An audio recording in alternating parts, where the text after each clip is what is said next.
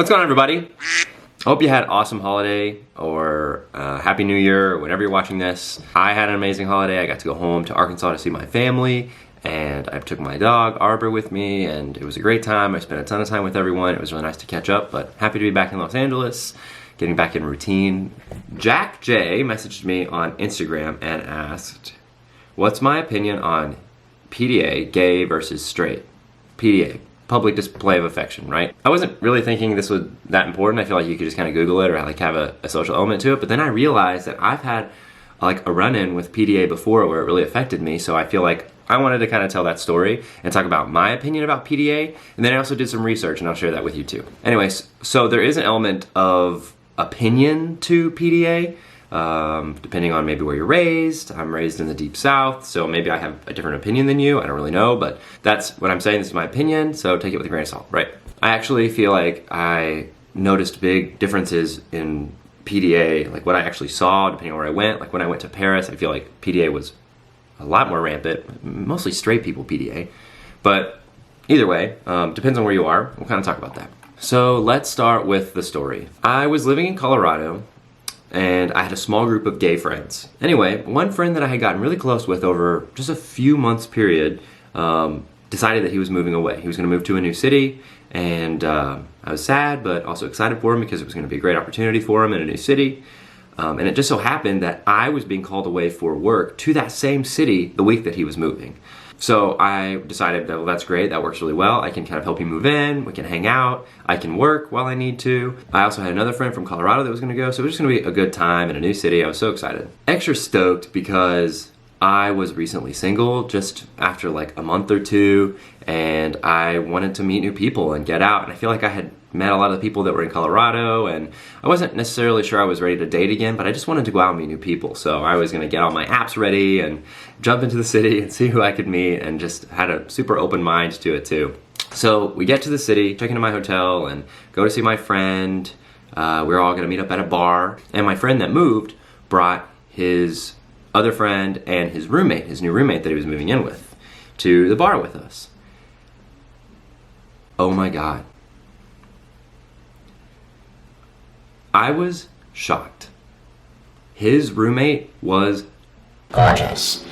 He was very shy and quiet, but like polite and friendly. I love that. He just had like that like hospitable like personality, like talk to you, listen to you. Not to mention he was stunning, like as tall as I was, like kind of shaggy brown hair, had glasses, huge arms as big as my head, I feel like. Anyway, so I was enamored by the arms and was very distracted, had a great time hanging out with everyone that night. And then after we all finished hanging out that night, I messaged my friend that had moved there and said, hey, I kind of want to ask your roommate out. Is that weird? And he was like, no, go ahead, please do it. He's a great guy, you should do that. I texted him, and it took a couple days, but finally we ended up going on a date, me and the roommate. And we hit it off. We had so much fun, our personalities really clicked. It just felt like so exciting to have someone that like was listening and I could listen to, and everything was perfect. We were in a big, exciting city together, and we were just exploring, and it was so romantic. After our date, that one night that we hung out, I went home, went to bed or whatever. It was still so new, so like we were being very cautious, and we wanted to hang out more one-on-one, but I had also come there to hang out with my friends. So I had this like dilemma. Do I hang out with my friends or do I hang out with him one-on-one? So I kind of was like, all right, well, I'll try and do both together and hang out with both of them at the same time. And I even told them, like, it went really well, like I want to hang out with him one-on-one, like maybe I could go over to his place first, or he could come over here and then we could meet up with you guys later. And they were like, no, let's all hang out together the whole time. So I was like, okay. So we ended up all hanging out together a lot. Like the roommate and I weren't getting any alone time, and so we turned into PDA monsters.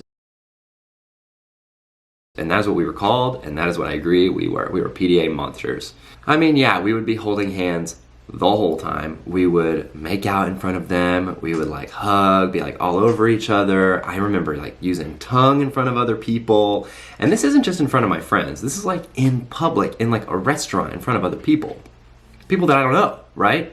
And I know I would get some looks from people, but like, I just didn't care. I was enamored with this person. I wanted to hang out with my friends, and I actually was feeling pretty good, but totally blind to everything that was happening around me. So my friend that I came to visit brought it up to me and was like, hey, can you guys cool it? You're kind of making me uncomfortable. Look at all these people around. You don't really know these people. Not that he was necessarily uncomfortable, but I think he actually was as well, but also that I was making other people uncomfortable, and I totally get that, but I didn't react right. I couldn't really see the reason because I was enamored with this person, and I was like, why would I want to hide what I'm feeling about this person at all? I want to be as public as I possibly can, because that's what I totally saw as appropriate, and I really wasn't being respectful of the people around me. And so we didn't really change. We kept doing it for the rest of the week, and it kind of soured some relations. I would say we both kind of messed up. I should have listened to my friend and had some reason and been considerate of other people around me, and then went and hung out with him alone to get that feeling that I wanted out of the way, or a little bit, you know, get some of that intimacy, but also then spend time with my friends. And my friends should have kind of let us do that without making us feel guilty. And so we were both at fault. Me and the guy ended up dating for several years, but me and the friend that moved there kind of ended our friendship because of this. It caused some drama between the two of them while they were living together. It just didn't go over very well. And there were a lot of other reasons for this too, but this is kind of what set it off. And I'm sad that I lost that friendship, because he was a great guy when we were friends together, and I hated seeing what all of this did to us. Affection is amazing, right? We love to show the people that we love affection. And we do that in all different ways, right? Some people love touch, some people love compliments, whatever. Some people just love talking, getting to know people. The reason that it's important is because it is a property of respect. PDA means public display of affection, not just display of affection, public, right?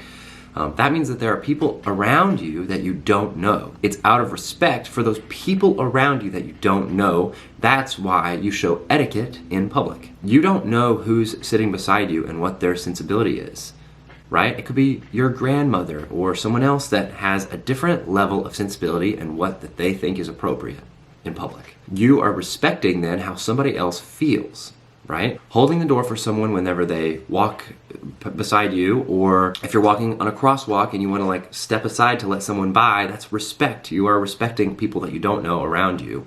You treat people how you want to be treated. If I saw a straight couple making out in front of me in public in a restaurant, I probably wouldn't mind, right? But I know my grandmother would. So we all have varying levels, right? And out of respect for my grandmother, I would hope that they wouldn't do that, right? Now, if someone is uncomfortable because it's two guys doing something that they would otherwise be comfortable if it was a straight couple doing, now that's discrimination, right? That's not okay. That's only not accepting somebody because of who they are and not because of the way that they're respecting people around them. Very different things.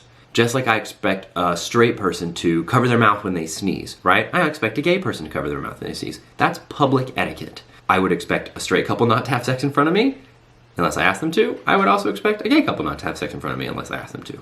Okay? So then, what is okay? Like, what's okay to do in public? Well, I looked up a few resources like the New York Times and the Advocate, and they all seemed pretty unanimous about what the public is willing to tolerate based on surveys and stuff like that. So that means you are around people that you don't know will tolerate. If you're around your friends and you know them better than some stupid survey, okay, dude, like that's your job to kind of gauge the area that you're around. If you're used to your friends making out in front of you and you want to make out in front with your friend, or maybe all make out together, whatever, you know the dynamic. It's people that you don't know. So what I found and what the survey says is that when you greet someone, like when you see them at first, it's okay to kiss, it's okay to hug, within reason, right? You don't want to have sex in front of someone right there for that, I mean, obviously, but that's okay. Holding hands all day long, if you want to, do it. I mean, it sounds really sweaty, and I've done it before, but that's great. It's a way for you to stay connected with that person and feel that intimacy without shutting other people out to your conversation, right?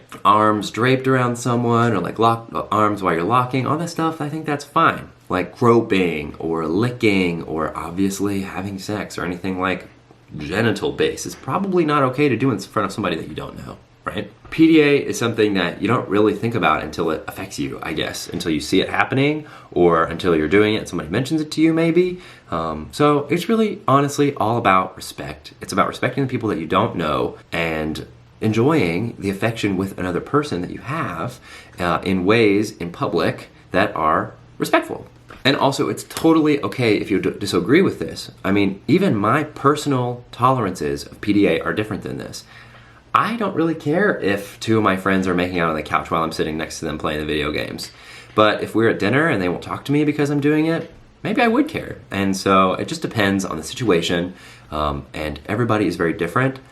Just be mindful is what you can really do. That's something that I didn't do, and it cost me a friendship. So it's something that, a mistake that I made, and maybe you'll learn from it. I don't know. How do you feel? What do you feel about PDA? Have you ever had any weird PDA situations that you were in or that you saw or somebody brought up? I feel like if you bring it up, people just get so defensive too because they're like, I'm in love. You don't really realize it till later. I actually have a few more sit and talk videos that I want to do with you guys, so be sure to subscribe. I hope you guys have an amazing rest of your day. I'll see you guys soon. Remember, never stop learning.